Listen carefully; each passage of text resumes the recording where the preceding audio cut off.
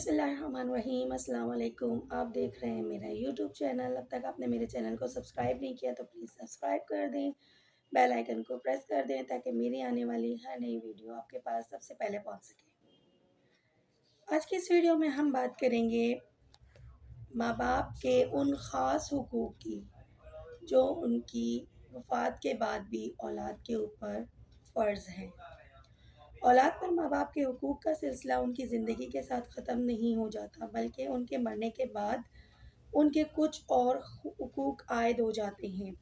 جن کا ادا کرتے رہنا سعادت مند اولاد کی ذمہ داری اور اللہ تعالیٰ کی خاص رضا اور رحمت کا وسیلہ ہے۔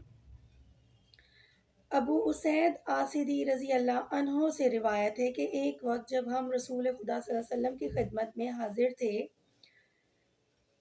بنی سلمہ میں سے ایک شخص آئے اور انہوں نے دریافت کیا کہ یا رسول اللہ صلی اللہ علیہ وآلہ وسلم، کیا میرے ماں باپ کے مجھ پر کچھ ایسے بھی حق ہیں جو ان کے مرنے کے بعد مجھے ادا کرنے چاہیے؟ آپ صلی اللہ علیہ وآلہ وسلم نے فرمایا، ہاں،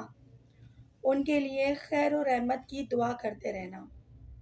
ان کے واسطے اللہ سے مغفرت اور بخشش مانگنا، ان کا اگر کوئی عہد یا معاہدہ کسی سے ہو تو اس کو پورا کرنا،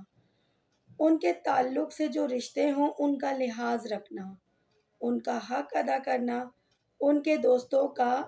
احترام کرنا۔ سنن ابی داؤد اور سنن ابن ماجہ۔ حضرت عبداللہ بن عمر رضی اللہ عنہ سے روایت ہے کہ رسول اکرم صلی اللہ علیہ وسلم نے فرمایا، جو کوئی یہ چاہے کہ قبر میں اپنے ماں باپ کو آرام پہنچائے اور خدمت کرے تو باپ کے انتقال کے بعد اس کے بھائیوں کے ساتھ اچھا برتاؤ رکھے جو رکھنا چاہیے۔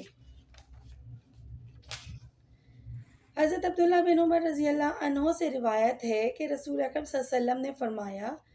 باپ کی خدمت اور حسن سلوک کی ایک اعلیٰ قسم یہ ہے کہ ان کے انتقال کے بعد ان کے دوستوں کے ساتھ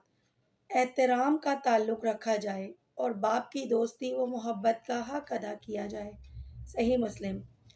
حضرت عبداللہ بن عمر رضی اللہ عنہ کی ان دو حدیثوں میں صرف باپ کے بھائیوں اور محبت کا ذکر کیا گیا ہے، اور یہ بات پہلے معلوم ہو چکی ہے کہ اس باب میں ماں کا حق باپ سے بھی زیادہ ہے۔ علاوہ ازیں ابھی اوپر حضرت ابو اسید آصدی کی روایت سے جو حدیث ذکر کی جا چکی ہے، اس میں ماں باپ دونوں کے اہل قرابت کے ساتھ حسن سلوک اور اہل محبت کے احترام کو اولاد پر ماں باپ کے مرنے کے بعد ان کا حق بتایا گیا ہے۔ حضرت انس رضی اللہ عنہ سے روایت ہے کہ رسول اکرم صلی اللہ علیہ وسلم نے فرمایا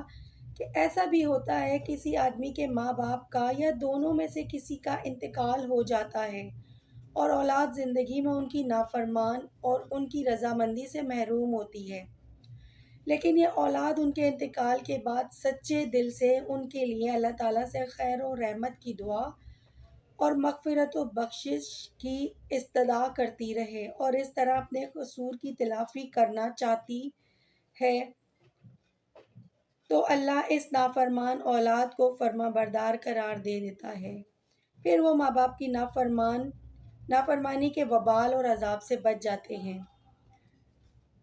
جس طرح زندگی میں ماں باپ کی فرما برداری و خدمت اور ان کے ساتھ حسن سلوک اعلیٰ درجے کا عمل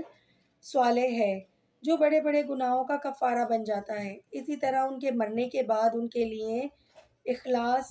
سے رحمت و مغفرت کی دعا ایسا عمل ہے جو ایک طرف تو ماں باپ کے لیے قبر میں راحت و سکون کا وسیلہ بنتا ہے اور دوسری طرف اس سے اولاد کے ان قصور کی تلافی ہو جاتی ہے جو وہ ماں باپ کی فرمانبرداری اور خدمت میں ان سے ہوئی ہو، اور وہ خود اللہ تعالیٰ کی رحمت و عنایت کے مستحق ہو جاتے ہیں۔ قرآن پاک میں اولاد کو خاص طور پر ہدایت فرمائی گئی ہے کہ وہ اللہ تعالیٰ سے ماں باپ کے لیے رحمت و مغفرت مانگا کریں اور اللہ سے یوں عرض کیا کرو کہ اے میرے پروردگار، میری ماں باپ پر رحمت فرما جس طرح انہوں نے مجھے بچپن میں شفقت کے ساتھ پالا۔ اللہ تعالیٰ ان تمام والدین کی مغفرت فرمائے جو اس دنیا سے رخصت ہو چکے ہیں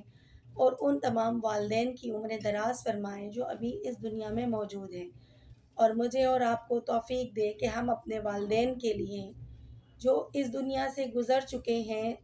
دوسرے جہان میں جا چکے ہیں، ان کے لیے مغفرت و رحمت کی دعائیں مانگیں، اور جو اس دنیا میں موجود ہیں ان کے لیے ان کے ساتھ